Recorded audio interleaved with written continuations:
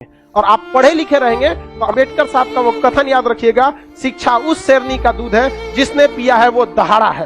तो आपको हर हाल में शिक्षा लेना, वरना आपको लोग कुचल के चले जाएंगे। अंग्रेज तो छोड़िए, ये भारतीयों ने ये सा कुकर्म किया है। आप जलियांवाला बाग और इसमें देखेंगे तो ज्यादा खून खोलेगा आपको मूला कर्म में, जो भारतीयों ने किया यहाँ पे। और दिल को तकलीफ तो अपने पहुंचाते हैं, गैरों को पता क्या है कि दिल दुखता किससे।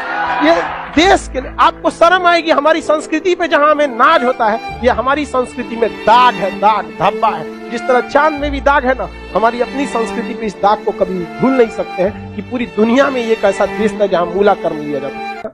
देखिए, पहले ऊंचे जात वाले लोग न थे ना, नीचे जात वालों को बहुत सताए।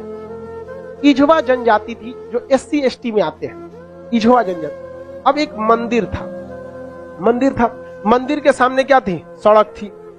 तो इझवा जनजाति के लोगों को, यहाँ के लोग जो ऊंचे जात वाले थे, वो कहते थे कि तुम इस सामने से नहीं जा सकते, यहां से तुम प्रवेश नहीं कर सकते। दूसरा रास्ता बहुत लंबा दूरी तय करके था, 5-6 किलोमीटर।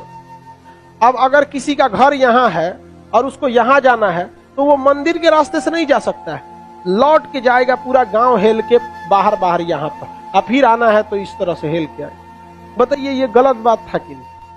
अरे यार, वो छोटा जात बड़ा जात क्या होता है? छोटा जात वाला तो बड़ा जात वाले को छू लेता है तो कहते हैं अशुद्ध हो गया। ज्यादा वोल्टेज छोटके में है कि नहीं है? आप बताइए, छोटा जात वाला बड़े जात को छूता है तो क्या कहते हैं? हम अशुद्ध हो गए। तो तुम्हारे में वोल्टेज है तो तुम बड़ा जात वाला छोटा को छू के शुद्ध करके दिखाओ। नहीं समझे? ज्यादा वोल्टेज किसमें? लेकिन बात हम क्या बताते हैं, छोटे जात को लोगों ने पढ़ने नहीं दिया, इस वजह से वो इस तरह का सवाल नहीं पूछ सकता था। हमरा से पूछे कोई, हम कहते हम ट्रांसफार्मर, तुम बैटरी, टच करा के देखा, भड़का देंगे तुमको यहाँ पर, फिर तुमको शुद्ध अशुद्ध हो जाओगे तुम यहाँ पर। तो ये लोग बहुत गलत किए, ये गलत बात है यार। आज के वक्त में तो एटलीस्ट ये सोच नहीं होनी चाहिए। क्या छोटा बड़ा जात करते, मतलब क्या ही बताया जाए इनको।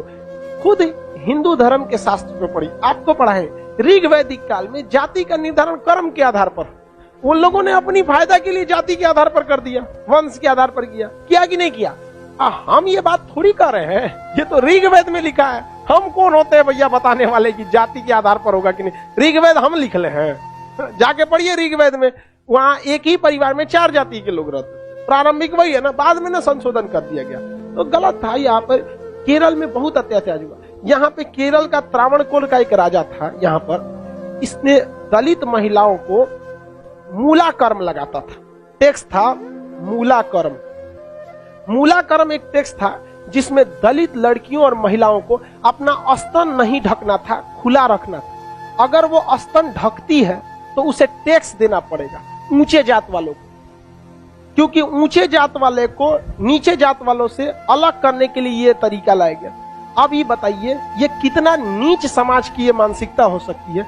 ये आप कह सकते हैं कि जिस भारत में नारियों की पूजा होती है, उस भारत में ये मूला कर्म स्तन ढकने के लिए, और वो भी इस नाते कि तुम दलित हो, कितना गलत है। और इसको देखिए, इस पे कोई बहुत बड़ा बवाल आज तक हुआ है नहीं, लेकिन एक मूवी अगर आ जाएगी पद्मावती, या एक बाजीराव मस्तानी, एक कोई मूवी आ जाएगी, या कोई किसी कंपनी का प्रचार आ जाएगा। अभी एक किसी कंपनी का कोई प्रचार आया था दीपावली को, उसके लिए बवाल हो गया। कभी इसके लिए बवाल हुआ है? नहीं, होगा भी नहीं। रीजन क्या है?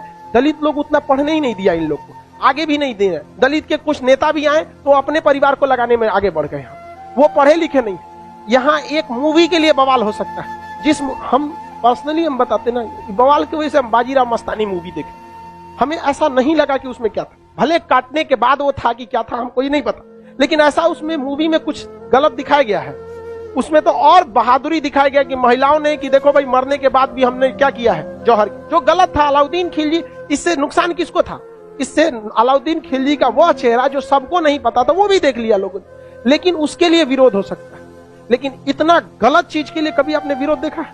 कभी नहीं। आप तो ये उन लोग को आज तक दबाए जाके रखा है। इतना गलत चीज वहां पे मूला कर्म लिया गया था, ये एकदम सरासर गलत है। और वहां पे जब टैक्स देने गया तो महिला जो थी ना, इस मूला कर्म को हटाने के लिए अपने स्तन को चाकू से काट दी और मर गई सब महिलाएं वहां पर। अब यह केरल ऐसा राज्य था जिसमें पुरुष सती होते थे। जब उनकी पत्नी अपना स्तन काट देती थी, ब्लड गिरने की वजह से मर जाते थे, तो चिता में पुरुष जाके मर जाता था कि हम ऊंचे जात वालों से नहीं लड़ सकते हैं, लेकिन हम अपना शरीर हम भी त्याग देते हैं। पुरुष भी सती हुआ है इस देश में, ये ऊंच और नीच जात वाले यहाँ पे। लेकिन इसे और यही अगर ये कांड किसी ऊंचे जात वाले के लिए कोई दिल्ली सल्तनत का राजा किया रहता, आज न्यूज चैनल पे बैठ के बवाल हुआ रहता। लेकिन दलित है ना भाई साहब, कोई आवाज नहीं उठाता है यहाँ पर। इसलिए आप एजुकेशन रहिए, आप ऊंचे जात के हैं या नीचे जात के हैं, पढ़े लिखे नहीं रहेंगे ना तो लोग कचल के चले जाएंगे, और आप पढ़े लिखे रहेंगे तो अंबेडकर साहब का वो कथन याद रखिएगा,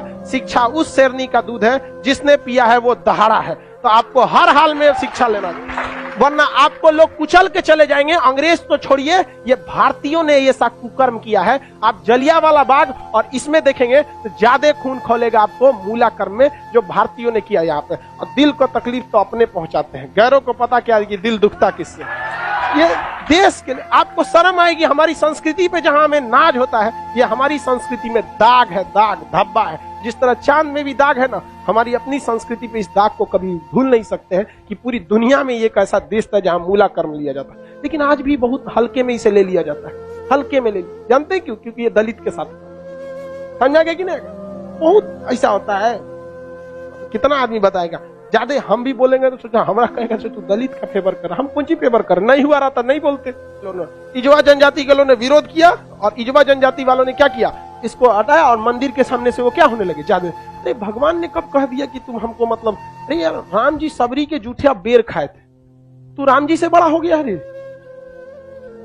राम जी के पैर के धूल के बराबर है आज के वक्त में, चाहे कितना बड़ा आप प्रकांड विद्वान, सबरी के जूठा बेर खाए थे कि नहीं, जूठा बेर यहाँ। और आज लोग कहते हैं कि छू देंगे तो अशुद्ध। अरे भगवान जूठा बेर खाए, देख ले भाई, अब इससे बड़ा साक्ष्य क्या चाहिए। लेकिन नहीं, हम श्रेष्ठ रहेंगे, दूसरे को दबा के रखेंगे। ये सोच बहुत गलत है समाज, और ये धीरे धीरे सही होगा, और इसको आप डायरेक्ट नहीं सही कर सकते। अभी समाज में ऐसे लोग हैं ना जिनके दिमाग में ये बैठा हुआ है ऊंच जात हम श्रेष्ठ हैं, ये नहीं। ये समाज के लोग धीरे धीरे धीरे धीरे डिकम्पोज हो जाएंगे, बूढ़ा होके समाज। नई जनरेशन आ रही है ना, ये जनरेशन सही है, लेकिन इसमें भी बहुत सारे ऐसे हैं लोग जो ये बात को मतलब ले। लेकिन आज आप लोग युवाओं में आप देखिए, आप लोग में ऐसी सोच नहीं है, अभी नहीं है। लेकिन आप अपने घर में देखिएगा, अपने दादा पर दादा दादा, उन लोग में अभी भी ये सोच है। हमारे यहाँ पे हमारी दादी भी थी तो नौटंकी करते, हम खटिया पे बैठी तो उनके, हमारी दादी से नहीं जमता था बहुत। कोई नौकर वोकर आते थे तो ना काम करने के लिए, तो उसके लिए अलग गिलास रखी थी, उसके लिए शीशा का अलगे रहता था। क्योंकि ये कौन सा तरीका है आपका भाई, आप भी पीने के बाद धुल देंगे, वो भी धुला जाएगा, सब साफ हो जाएगा, इसमें कौन सा बात है। लेकिन ना, मर गई लो, खत्म कहानी। मेरी सच बता, हम तो सोचते हैं ना, कोई मरे तो हम उससे उठा के एक बार पूछे कि आपको ऊंचे जात वाले शमशान में फूके कि नीचे जात वाला, और जो आपको आग लगाएगा ना वो किस जाति का हो, हरिजन होगा। और जब तक वो मुखाग्नि ना देगा, आग ना देगा, आपका क्रियाकर्म ना हो। ये बताइए पावरफुल कौन, समझा कि नहीं? छोड़ो इस सब बात को, लेकिन क्या कहिएगा, आप शिक्षित रहिए। आपसे आदमी उम्मीद रखता है कि आप इस समाज में ये भेदभाव को खत्म कीजिए, क्योंकि आप जिस जाति में पैदा हुए, जिस परिवार में पैदा हुए, इसमें आपका कोई योगदान नहीं।